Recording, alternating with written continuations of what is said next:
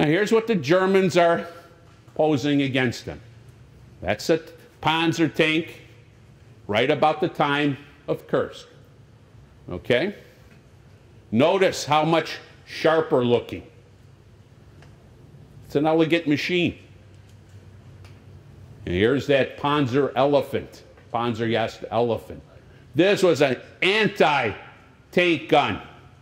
This was taking the 88, and this could shoot around and destroy any tank that the Soviets had. But there's a little problem. Tiger chassis. Tiger chassis, right? But what's the problem? There's only one gun. Don't ignore that little machine gun, because this is post-Kirk, this picture is. They had rushed this to production without this little machine gun up front. They never thought that this tank, this unit, would get so close that they would engage infantry and anti-tank forces. So when you have troops that are close by, enemy troops, you got to use this gun to try to do what? Knock them off. That doesn't really add up, does it? You don't have a machine gun that can do the type of job that was necessary. So these were very vulnerable. They could be struck at close distances by anti-tank forces, and they were eliminated. And it's going to be a problem. Now, there's even questions in the German high command. And Kurt alluded to this at the time of Battle of the Bulge, but it's still true in 1943, 2 years earlier. People are starting to question, is this the place we have to make the stand? Guderian, who's the armor guru for Hitler, says, it's necessary to attack, is it necessary to attack Kursk, and indeed the east this time of the year at all? Do you think anyone even knows where Kursk is? The entire world doesn't care if we capture Kursk or not. And here's what Hitler says, I know, the thought of it turns my stomach. But yet, he permits his generals to carry forward. Now the problem is, this should have taken place, this battle should have taken place in April. But what happens is, his generals are continuing to lobby for more material, more time. General Model, who's supposed to use the northern sector as his attack zone, keeps persuading Hitler to delay. Well, if we keep delaying, Mein Führer, we can have this tank, and we'll have more of these, and we'll have more of those, and we'll win. Well, April becomes July, and the delay only aids who? The Russians. And the Soviets begin to strengthen their defenses in the pocket. They use that Lend-Lease material that it's afforded to them, and this is what's unique. The numbers of troops that they have put, 6.5 million versus 3 million for the Germans at this time. Look at that, it's 2 to 1 in terms of troops that are going to be committed to this front. And on the day of the battle, July 5th, when the battle takes place, Germans have nearly 3,000 tanks and 1 million men on that sector. They also amassed 2,100 aircraft, both fighters and bombers, to help support their fight. And they had nearly 10,000 guns and mortars. That's a lot. But you look at this. 8,000 tanks. 2.5 million men. Same number of aircraft. And many of the aircraft are what? US and British planes retrofitted for the Soviets. And 25,000 guns and mortars. In the biggest armored and air battle of the war, Kursk unfolds.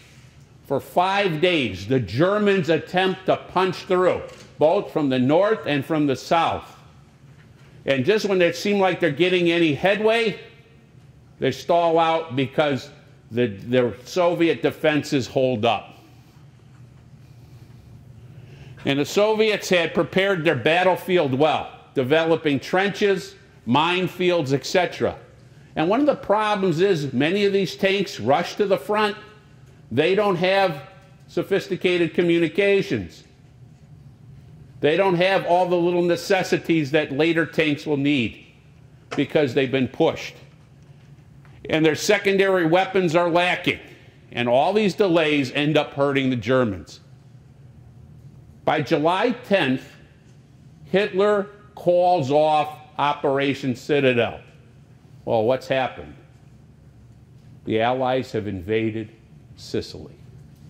And now he has to run his units from one place to another. Well, did he run them? One division he did. But it takes a long time to get units from Soviet Union to Sicily. You can't just take them overnight. There's not enough planes. So this really is a decision made by the Fuhrer that's not going to be well supported by his field commanders. Manstein is going to want to continue. He believes that he's on the edge of punching through. But he's going to be rebuffed. Now his generals feel that he pulled out on them. And there's some evidence through their biographies and such that these feelings were there. Now what happens? The Soviets are going to push back. As soon as Operation Citadel fails, the Soviets begin to push back. And this counteroffensive will begin to exploit the losses that Germany has. Remember, for every tank, every unit, every soldier Germany loses, they only have a finite number to count on.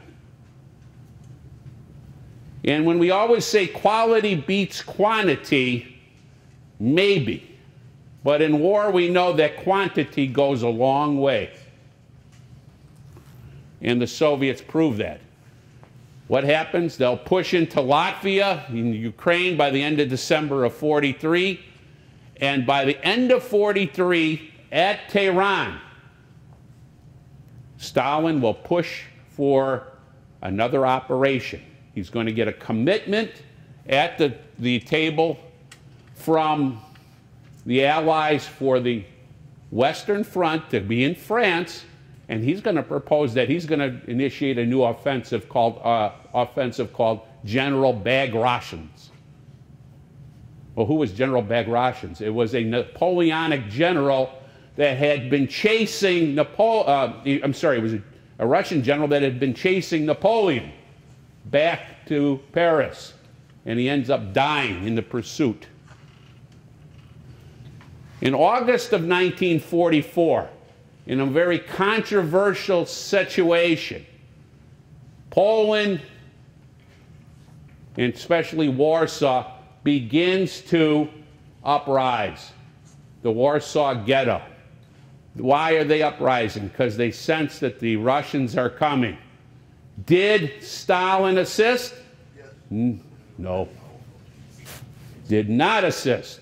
He didn't come to their aid. In fact, did everything but. Because why? It was the wrong side of the Polish question. These were the London-based Poles that were initiating the attack. The U.S. and the British offered to bomb. They offered to drop supplies and, in fact, attempted to do so. But they were rebuffed by Stalin because they had to fly all the way to Poland, and they wouldn't, in some cases, have enough gasoline to come back. So they wanted permission to fly into Russia, the Soviet Union, refuel, and come back again. And Stalin told them, no. Well, what kind of ally tells you that you don't have that right? It's really not an ally. By this point, Stalin is freelancing. This war is all about him. But aren't you incorrect when you say, in fact, Stalin, well, just a minute, don't have to... I'm hearing you talk. Okay, Stalin instigated the uprising in the Warsaw Ghetto. And when it happened, He stopped his army. Yeah, he didn't come in. He didn't help him. He did nothing. He watched it fail. That's right, he He stopped. watched it fail. Why? Because it was the wrong Polish faction. And we'll leave it at there. All right. If anybody has a question, you can go ahead. Free shots tonight. Yes, go ahead, sir. I'd like to make the point that, well, it has to do with Kursk. The Russians knew that the Germans were going to attack from day one. That's right, because they had The spies. details of the planning, they knew where they were going to attack. They knew even where the German troops were massing. They used, Zhukov fired off half of his artillery rounds to attack the areas where the Germans were massing for their attacks. Right. Because why? They had the Lucy spy ring was working in Switzerland at the same time, intercepting all the communications for the German high command. And that's part of war. When you have intelligence, you win.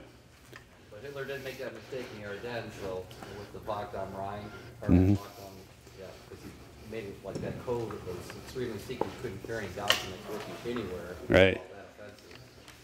So he learned from that mistake. Yeah, he's a little late, but they reacted. Okay, well, it sounds like a great lecture tonight, so I've got to ask you the question. What's on deck for next week, sir? Geez, I think, Well, it's more of a metaphorical question because yeah, a lot of it's people would war ask in the me, that's why Pacific. We try to give you this. Okay. And we want to hear, we're going to pick up with that war in the Pacific. As you see, we're kind of crossing back and forth. But again, I wanted to put that on your chair so you guys can take that home. We've got a few weeks left, and we just really appreciate all the support out here.